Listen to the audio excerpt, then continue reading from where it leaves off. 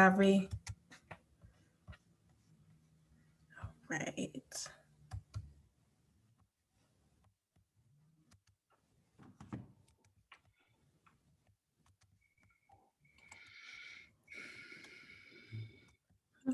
Here we go. Good afternoon, everyone. Well, still good morning, technically, not afternoon yet. But my name is Quanita McRoberts. Feel free to call me Q. I am from the Ohio Department of Mental Health and Addiction Services, specifically in the Bureau of Children, Youth, and Families. And I am currently serving as a project director for the YTI grant, which is the Youth Treatment and Implementation Grant. If you hear any background noise, that is my cat that wants my attention right now because he hears me in a meeting. But today I'm presenting on education and employment for transition age youth. And this is something that's near and dear to my heart because before being in this role, I delivered peer support and services on an IPS employment grant at Daybreak. IPS stands for Individualized Placement and Support. And that is really important when working with populations that are at risk or experiencing homelessness, co-occurring needs, because you kind of just mold the perfect opportunity with them on their journey that fits their needs. So I will be sharing my findings from that experience of working with transitional age youth, being a transitional age youth, my own lived experience in that, and also sharing some statistics and research with you all. So here's some data on transition age youth who experience homelessness. Each year, it's estimated that 4.2 million youth and young adults experience homelessness, of which 700,000 are unaccompanied minors, which of course means that they are not a part of a family or accompanied by a parent or guardian. 1 in 10 of these youth are transitional age youth, and at least 1 in 30 of them are adolescents. On any given night, 41,000 unaccompanied youth will experience homelessness.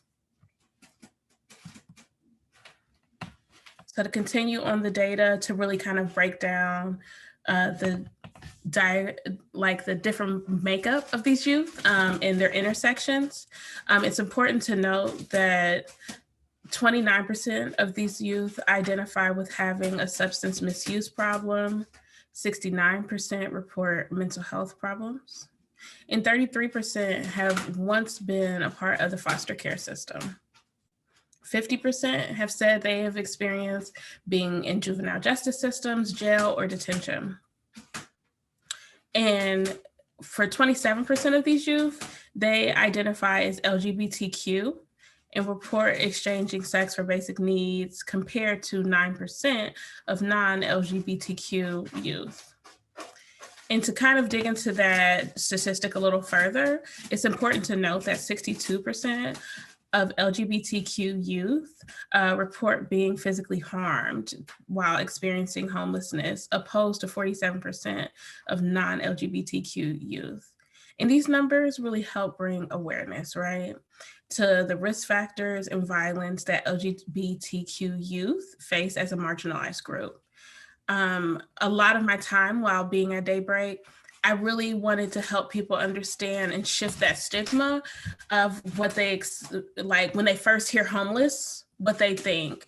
It's a really big makeup of LGBTQ youth and their experiences of, being met with forcibly being removed from homes, given the option of not even an option, being told they have to leave when speaking their truth or coming out for the first time. But the one thing that is consistent across the board is not having a high school diploma or GED is the number one correlation for elevated risk amongst all youth experiencing homelessness. So how do we connect employment, education, and career pursuits, right? At Daybreak, I use this car metaphor, and it helped the agency initially understand how peer support fit into everything. Because if anyone, has any peer support folks on their board, or if we have a peer support people on the call, shout out to the peers. That there's a culture shift that happens, right, when peers come into the agency, and there's kind of like this understanding that needs to happen about how all of these parts can work together collectively to support the people served. So at first it was just like this simple metaphor, but then it just turned into everything a car needs to be great and to get to the destination. So the youth is in the driver's seat. It's their journey. They have ownership, they have autonomy, so that way they feel empowered. The direct service staff, they are giving those driving instructions, right? And they're also giving the education and or connecting to education. So there is possibly the idea that there's multiple different driving instructors, right? If we go with that metaphor, like you might not have your Tuesday teacher, your Thursday teacher sort of thing. And there's something to note here when we talk about education, there may be some personal unlearning that happens on the journey as well, right? And the peer support person is in the passenger seat. No one likes a backseat driver, right? We want to have a good conversation, good music, someone that helps you feel, calm on your journey. This is a long journey. So peer support will say things like, I'll say, looking familiar, that's sharing their story. I remember this road before, I remember this hill. And, there might be that conversation. Well, what happened when you were here? What happened when you drove past this area, right? Going with that metaphor. For the metaphorical rest stop, that's a check-in. Checking in, do you need a break? There says there's a rest stop coming up type of thing. And of course, the great tunes, right? A good journey and trip has great music. And the great music is the motivation to hear in hard times.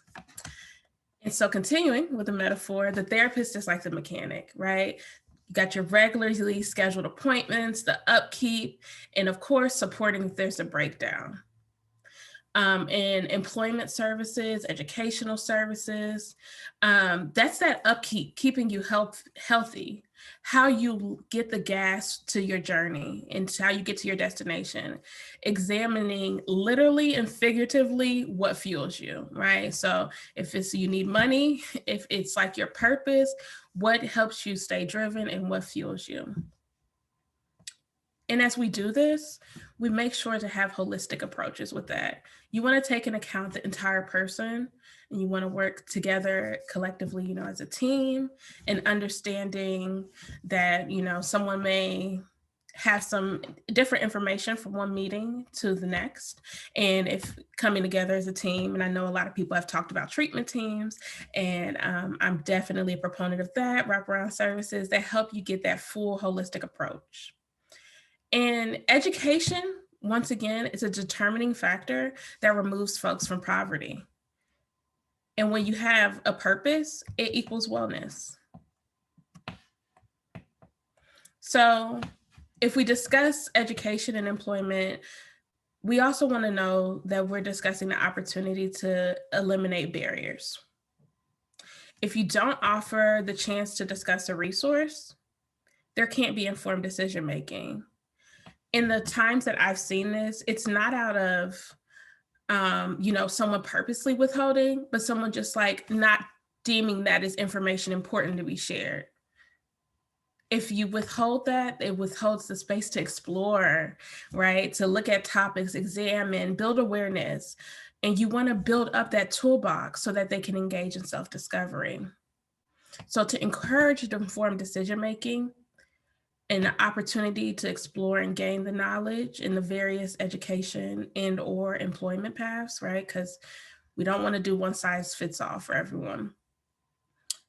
You want to make sure that you're having those opportunities, but also honoring the ability to change your mind. How many of us have the same ideas from when we were 16, 18, 25?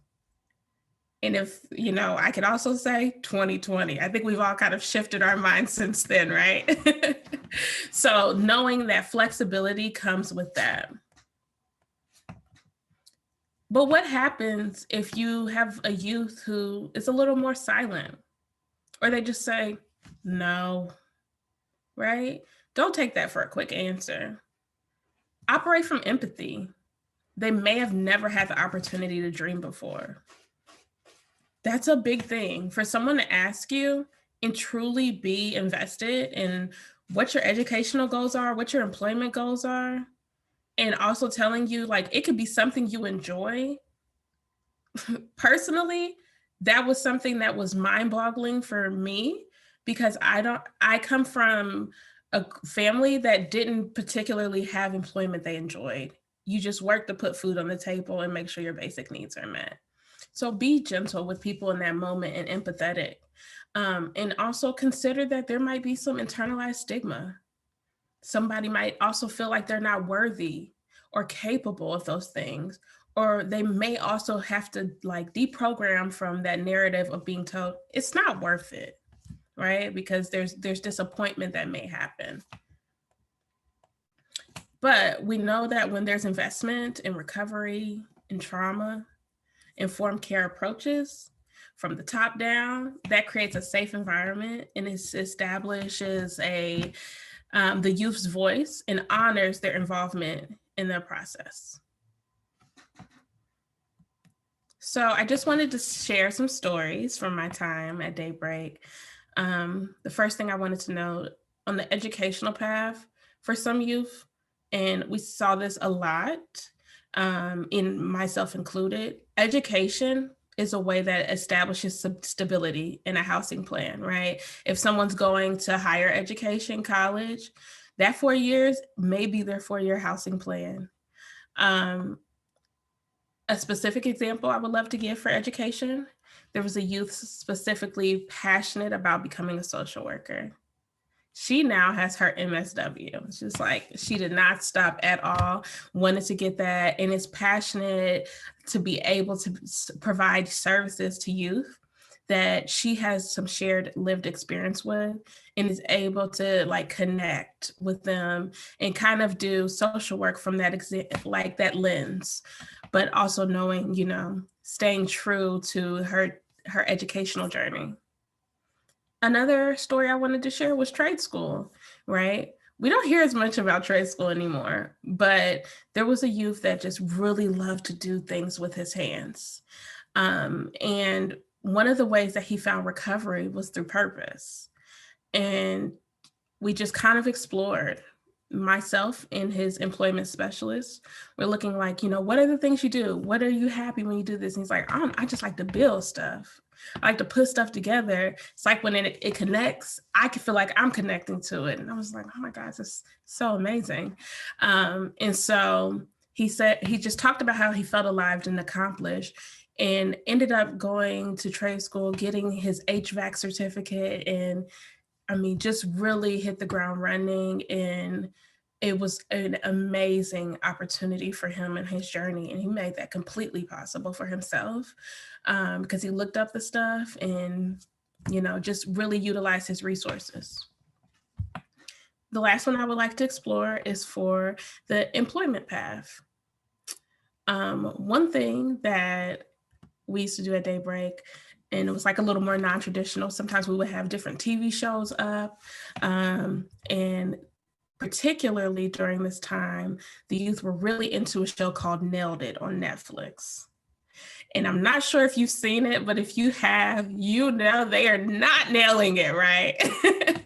So this particular youth dreamed of being a pastry chef and working in fine dining. So she would always be like, I can do better than that. Like, they're not even trying.